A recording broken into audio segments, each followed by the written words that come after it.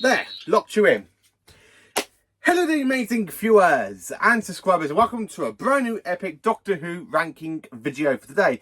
So this video was actually requested to me by Joshua, and of course Joshua messaged me through Instagram, and of course he asked me if I could do a video of me ranking some of the past modern Doctors. So I asked him what does he mean by that. He means every single version of the actor that we have played the Doctor apart from the current Doctor, aka Shooty Getwell, as we've only had one episode of his Doctor so far, and that is of course the Church on Ruby Road.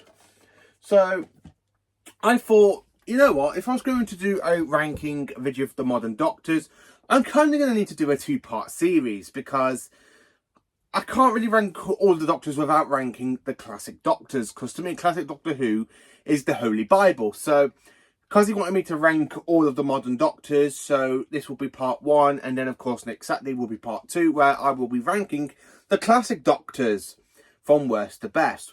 So for me to sit here and rank the modern Doctors, now there are some Doctors from the modern era I do not specifically enjoy their era, and even though they are a good actor in the role of the Doctor, I just think there's some stuff done in their era that isn't something we would see in classic Doctor Who, and I kind of have a few issues, and that's mainly looking at the 10th Doctor, aka Mr. David Tennant, not the 14th Doctor. I like the 14th Doctor more than the 10th Doctor. So for this, I thought I'm going to say basically how I rank these and basically why I rank them in so low. So are you sitting comfortably? Good. And I will begin.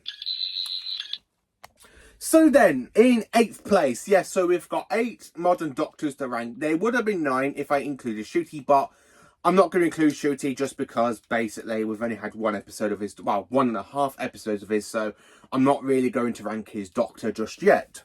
So, in 8th place, we have the 10th Doctor, played by David Tennant.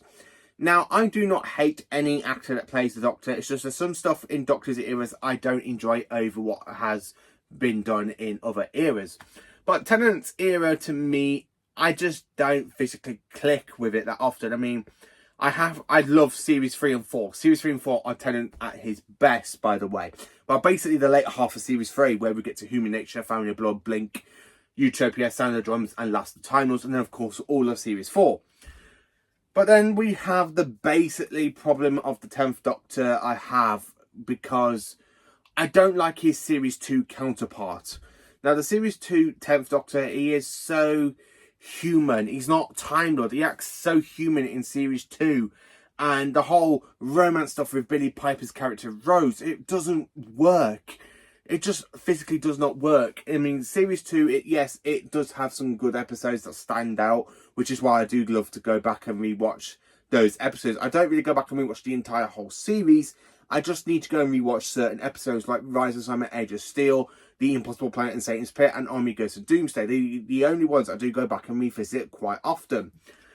But I just don't like the whole romantic side of the 10th Doctor. I just don't know why.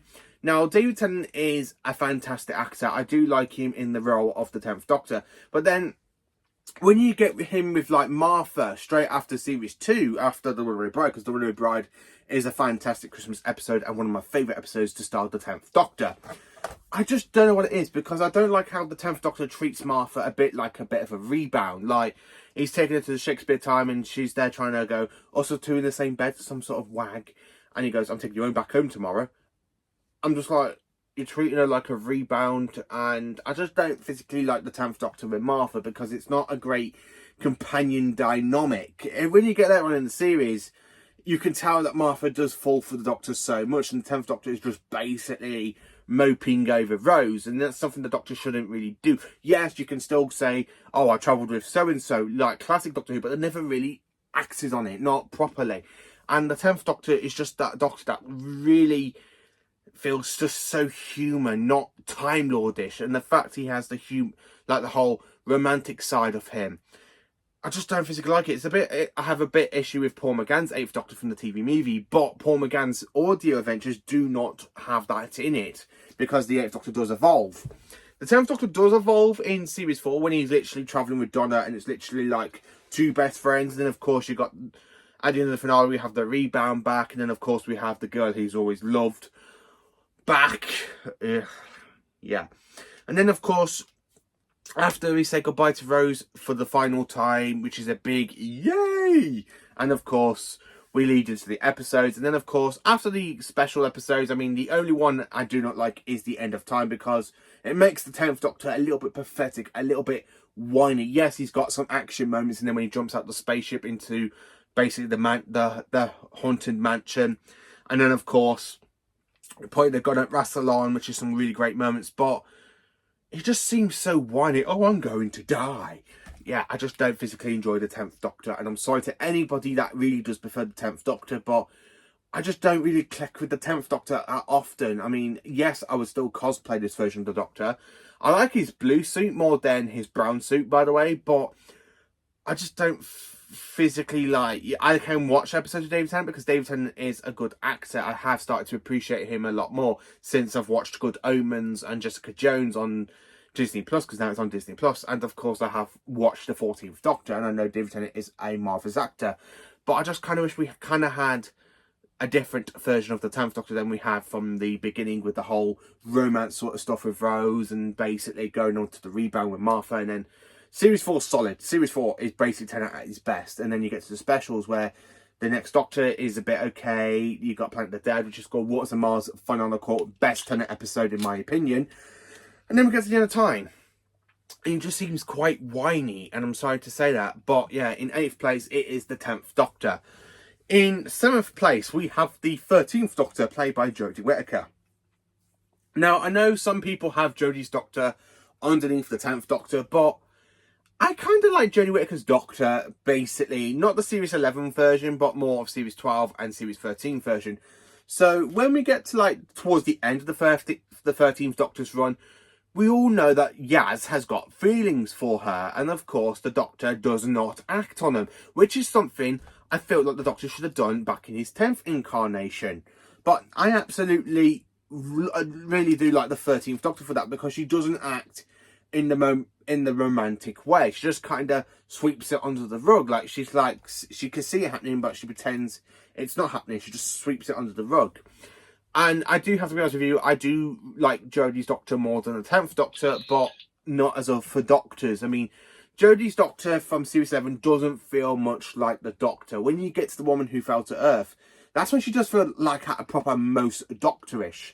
And then later on in the series, she just loses that Doctor, apart from certain episodes, like in Kablam, and of course in the fantastic episode The Witchfinders, because when the Doctor literally gets dunked for being a witch because she's so brainy, I actually do like that, because it's something I think that would have happened if the Doctor was with what the Doctor would have done in a previous incarnation. But you wouldn't see Patrick Troughton or John Pertwee get dunked for being a witch. So I do kind of like that in the foreground. Then, of course, you get to more of her serious moments, like when she finds out the Masters destroyed Gallifrey. And, of course, with the whole serious moments, like with the Juju arrested at the end of the series trials finale. Find out another secret incarnation played by Joe Martin. And, of course, basically, the whole Flux incident, because that all just plays out in the 13th Doctor's run. So the 13th Doctor has a bit of a shaky start. In the middle of Series 12, she does have some more epic Doctor moments. She does seem like the Doctor in certain episodes, like where she's there thinking what to do against Ash of the Lone Cybermen and the whole Siberium sort of plot. And basically what to do because the Masters basically trapped her inside the Matrix on Gallifrey. And basically find out about the whole Timeless Child story arc and over everything that's going on through basically nearly 60 odd... Well, at that point it was, what, 57 years of Doctor Who canon, and Chibnall kind of just ruined it. Now, Jodie's performance, yeah, it does suck in little bits, but I don't think it's down to her. I think it's the way she's been told how to play the Doctor by Chris Chibnall and the way he's writing the scripts for her. But Series 12 and 13 are Jodie at her best, by the way. I do like Series 12 and I do like Series 13. Series 13, I absolutely love the whole Flux thing. I do think it's a little bit rushed at the end after 6 episodes. Kind of wish we kind of had an extra episode just to kind of pan it out a bit more. But I do quite like some certain episodes, like with the whole division and basically her being recalled and being turned into a weeping angel. And that's great moments. And of course, in the Power of the Doctor, because she doesn't know what's going on, why the Cybermen are going after this child, and of course with the Master being Rasputin, And of course, with other certain bits going on, and of course, the Master's basically making her regenerate into him by doing a forced regeneration, which is basically reversed by Yaz and a hologram version of the Fugitive Doctor. And of course, she does end up being shot by the Master, which basically leads to the Master to have another hand in one of the Doctor's deaths. Because you're probably wondering, hang on a minute, what do I mean, having a hand in other Doctor's deaths? Well, the Master has been a cause for quite a few regenerations of the Doctor. And I would probably do a video about how many regeneration stories featured the Master in it. But yeah, basically in seventh place we have the 13th Doctor, played by Jodie Whittaker. In sixth place we have basically Jo Martin's Fugitive Doctor. Now, Jo Martin's Fugitive Doctor, she feels so much. Now, when I first saw her, I actually did kind of think that she was going to be between Patrick Troughton and John Pertwee's Doctors, but to find out that she's more of a pre-Hartnell Doctor, it's a little bit. I kind of want to dive a little bit more into that, but thank God Big Finish is doing like a whole series with Jo Martin, so we are going to get more of the Fugitive Doctor at some point. But I just kind of wish we had more. I mean, she had like one full episode, and then of course she had 3 episodes of just cameos, like the cameo appearance in the Timeless Children, then of course the cameo appearance in Once Upon a Time, and then of course the cameo in The Power of the Doctor. But I had to put her over Jodie Whittaker because she seems more of the Doctor than the 13th Doctor, because she has that fantastic drive and ambition that we see during like Hartnell's Doctor and Troughton's Doctor and Pertwee's Doctor. So, and of course, I do see a lot of those Doctors in Jo Martin's performance, which is why I kind of wish that she was literally before Pertwee and just after Troughton, but she is actually before Hartnell. Somehow.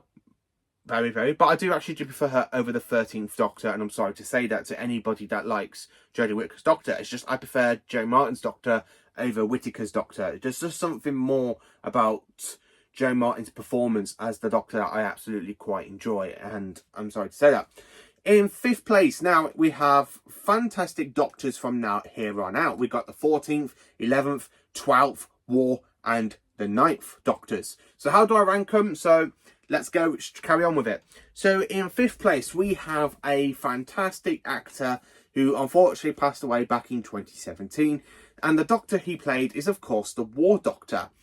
I have to put the War Doctor over the other 3 incarnations because I absolutely like John Hurt's performance. I recently did a rewatch of Day of the Doctor, and I basically did a review on that. So if you haven't seen my review on it, go and check it out because I think it's a good review.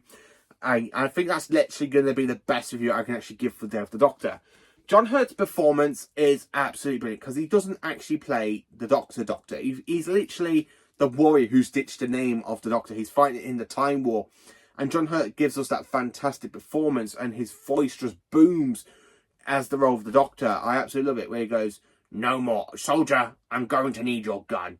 I just absolutely flipping love it. I absolutely love it. John Hurt's performance is perfect. I just absolutely prefer John Hurt. I absolutely prefer him over the Fugitive Doctor. I do prefer the War Doctor over the 13th Doctor, and of course the 10th Doctor. And of course John Hurt does bounce between the 10th and 11th Doctors, but I just actually do quite enjoy him over more than the 10th Doctor. And of course, when he finds out the 10th Doctor gets married and he asks his future incarnation, aka the 11th Doctor, does this start to happen in my future? It does start to happen, yes. You can tell the War Doctor does not approve of the whole romance side. I really have to say that. So yeah, in basically 5th place, we have the War Doctor. In 4th place, we have basically a fantastic Doctor. So in 4th place, we have Christopher Eccleston's 9th incarnation of the Doctor. Now, this Doctor has basically been kicked out of place by one other Doctor above him. And of course, another Doctor has basically kicked that one down from 2nd place. I have to be honest with you, I absolutely do enjoy Christopher Eccleston's performance in Series 1. The whole fantastic side of the 9th Doctor, absolutely brilliant. I can just rewatch Series 1 over and over and over again. I have no issues with it. Again, it does play with the sort of little bit romance between Nine and Rose, but it doesn't act on it until you get to the 10th Doctor. But the 9th Doctor is just so powerful in his in like some certain of the episodes, like when he comes across a Dalek and he just loses his temper against that Dalek, and you could tell the really hurt and emotion of the Ninth Doctor had basically coming out of the Time War, realising that his war incarnation destroyed Gallifrey, which is why I had to put Christopher Eccleston's Doctor above John Hurt's Doctor, because there's something about Christopher Eccleston's performance that is absolutely perfect and a little bit better than John Hurt's performance. But to him to actually come out of the Time War, basically going straight into 2005 and basically fighting against the Autons, meeting a girl named Rose Tyler, say, oh, do you fancy a trip? By the way, it travels in time and space, and basically gives her 2 trips in the TARDIS, one to the future, one to the past, and then basically go back to current day with the Savine and the whole thing with the Savine, and the Doctor has to basically say, I can save the world, but I could lose you in the process. And then, of course, that kind of friendship between Rose and the Ninth Doctor really does grow towards the end of the finale. But I just absolutely love the Ninth Doctor. Christopher Eccleston is a fantastic Doctor and a truly epic incarnation of the Doctor. So, yeah, I do have to put him above the other Doctors I've just mentioned. Third place. Oh, well. In third place, we have the 14th Doctor. So, yeah, you can guarantee David Tennant is literally now in the top 5 Doctors for modern Doctor Who. It's not his 10th Doctor counterpart, it's the 14th Doctor's counterpart. I absolutely enjoyed David Tennant playing the 14th Doctor. I actually enjoyed the 14th Doctor a lot more than I actually thought I was going to. I know I went into the specials, I was a little bit hesitant how I'm going to enjoy Tennant's basically performance as the 14th Doctor, considering that I don't really enjoy his 10th persona that much. He is one of my least favourite Doctors. I do go back and watch his era a little bit, but not as often.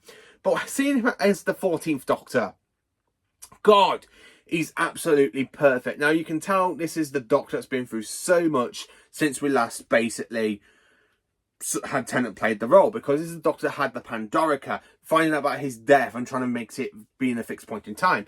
Then, of course, basically the whole Trenzalore stuff, and then, of course, being trapped in the Convention Dial, and, of course, losing Bill Potts to the Cybermen. And, of course, with the 13th Doctor, finding out about the whole Timeless Child story arc, finding out about the Flux, has really dented the 14th Doctor. And, of course, this version of the Doctor is so different and so much amazing than his 10th counterpart. The fact he literally bumps into Donna straight away, and it does make me laugh. He literally takes the boxes and you just see Donna goes, oh, puts it back. Again, that's just a good moment. I really love the way how he basically talks to Beep the Meep and goes, what are you? He, she, they? I absolutely love that, because I like how it's Donna's daughter that points out to him because he's gone back to being a male. And then, of course, I love the way how he talks to Shelby, and she goes, Doctor, evening. Well, I was a woman before. And she goes, you can't know about that, that's your future. First I was wearing a bow tie, then I was a Scotsman, then I was a woman, and now I've got this face back. And then, of course, when you get to more emotional parts of the 14th Doctor, like we see in Wild Blue Yonder, where they're having that meltdown because he's having that breakdown because of the basically slowing down and everything catching up to him, and he's just there banging into the railing. And then, of course, you've got him against the Toymaker, and of course he knows the Toymaker from the first Doctor, and of course he basically doesn't know what to do. You can see the panic in his eyes, and this is the Doctor that has lost so much, and the fact that the Toymaker really does remind him of how much he's lost. And of course the Toymaker goes, well, that's all right then. It really does hurt, and I have to put the 14th Doctor above the other Doctors, because David Tennant's performance as the 14th Doctor is honestly just perfect and brilliant and amazing, and I just absolutely prefer him. I honestly do prefer him over the 10th Doctor. So yeah, the 14th Doctor is actually in third place, and you can actually be gobsmacked, because, you know, if you've been following my channel for a long time, you know I wasn't a big David Tennant fan, but I actually do prefer the 14th Doctor over the 10th Doctor. So yeah, I'm sorry to say that to anybody that how can I like 14 over 10? I'm sorry, I just do. I just prefer David Tennant as the 14th Doctor than I do for the 10th Doctor. I'm sorry to say that. So number 2, in second place, we have the 11th Doctor, played by Matt Smith, one of the youngest actors ever to play the Doctor. And Matt Smith really does knock the ball out of the park. And I just absolutely flipping love the 11th Doctor. The whole old man in a young man's body, the full wisdom of the 11th Doctor like we see in certain episodes. And of course, this is the Doctor that has a bigger, darker ego than his other predecessor. and I'm sorry to say that, Mr. Tennant, but Matt Smith's Doctor does have more of a darker ego. I mean, this is the version of the Doctor that literally goes and creates an entire whole army to take out an entire Walton base, aka Demon's Run. He literally does go and take on that entire whole battle fleet. And of course, basically making an army of Juju, Strax, Madame Vastra, Jenny, Silurians. He actually just basically creates that massive army against Madame Cavari and the Silence. And of course, he has some other strengths in his Doctor. I'd like to be honest with you, I like the series 5 and 7 counterparts of the 11th Doctor. I don't like the series 6/7A kind of counterpart. I like his outfit from series 7, which I do really want to cosplay because I like the series 7B outfit. But I really do have to put the 11th Doctor in second place because I do like his performance, and Matt Smith is a brilliant actor to ever play the Doctor, but to me, he's going to always be second best to me unless I absolutely have to put Ncuti Gatwa's Doctor above Matt Smith's Doctor, and I will see how I feel in a few years' time when we come towards the end of Ncuti's reign, not the beginning of his reign. But yeah, I do absolutely like the 11th Doctor. He is so energetic. You can tell he's actually an old man in a young man's body. He's got some epic moments, like finding out about Trenzalore, and when he does encounter the 10th Doctor, he literally goes, how can you forget something like that? And of course he goes, I've moved on. Where can you be? Spoilers. No, for once, I would really like to know where I'm going. No, you really wouldn't. I absolutely do enjoy the 11th Doctor. I mean, series 7 and 6... some people don't think they are very his best, but I do prefer Series 7 over Series 6, but I like Series 5 over Series 7. But yeah, I do actually quite enjoy Matt Smith's Doctor in the long run because his Doctor is just full of energetic. He's got some great moments, especially like with the Ganga version. The TARDIS is tough and sexy.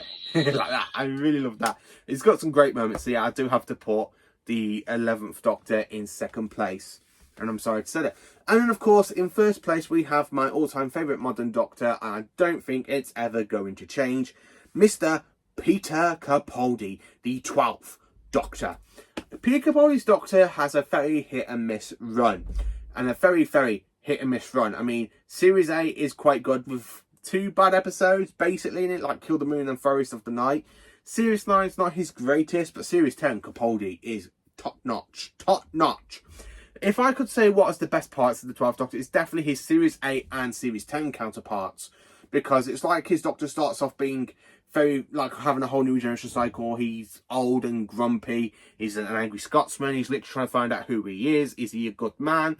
And then, of course, you get to the whole disco version of him with the guitar, basically, in the tank and the sonic sunglasses. And then, of course, you get to the Series 10 counterpart, which is just absolutely phenomenal and amazing. So yeah, I do really enjoy the 12th Doctor, which is why he's actually my #1 favourite incarnation of the Doctor. So that is me ranking all of the modern Doctors. So aka the Fugitive Doctor, the 9th Doctor, the War Doctor, the 10th Doctor, the 11th Doctor, the 12th Doctor, the 13th Doctor, and of course the 14th Doctor. How do you rank the past modern Doctors from basically Fugitive to the 14th Doctor? Let me know in the comments. Please do like, subscribe and share. And of course, join me for more awesome Doctor Who content.